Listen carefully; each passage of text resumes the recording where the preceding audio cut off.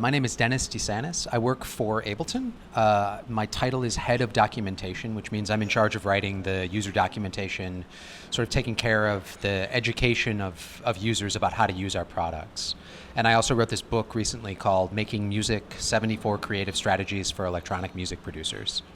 I was kind of the moderator host for the panel. We weren't really talking about my book as much as we were talking about the ideas in the book as filtered through the actual lives of the artists that were on the panel. Right, so I meet a lot of people who come through music production programs, and often they have a really solid understanding of how to use the gear by the time they finish these programs, but they still complain sometimes that they can't finish music or that they have these kind of creative crises.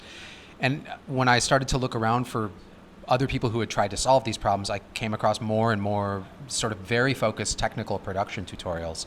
And I realized that maybe there was a way to kind of address this creative crisis situation in a way that didn't really have to do with gear at all, but was really more about music, how to think musically in an electronic production environment. So the book is really not at all about specific technology. I mean, it's published by a music technology company, but our products aren't mentioned in the book at all. It's really about how to be musical and how to think musically, how to set yourself deadlines, how to create sort of constraints around your work so that you can move forward.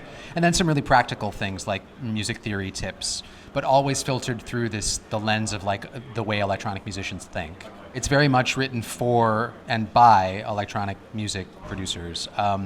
I think a lot of the more general topics are probably applicable to people who are doing other things. I've heard visual artists say that they think there's interesting stuff in here, but a lot of it really is aimed specifically at maybe DAW users. I haven't really seen very much. I sort of showed up last night very late, so I missed the first day and caught some things this morning, but I really like the fact that it seems to be much more focused than a lot of the big trade shows. So I've been to NAMM a bunch of times, which is really sprawling, and it's very difficult to get a sense of what's going on. And here, it feels much tighter and more focused and more like a community. It's nice. I mean, I think it's important for us to have our products appear at places where they're interested in like-minded people.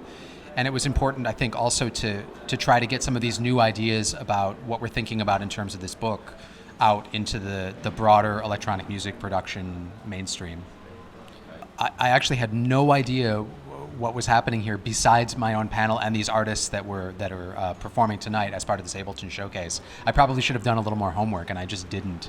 There was so little time. Yeah, I'll be going to the Ableton showcase tonight. These are great artists. I really enjoy their music, and I'll be looking forward to hearing them perform after having hung out with them all day today.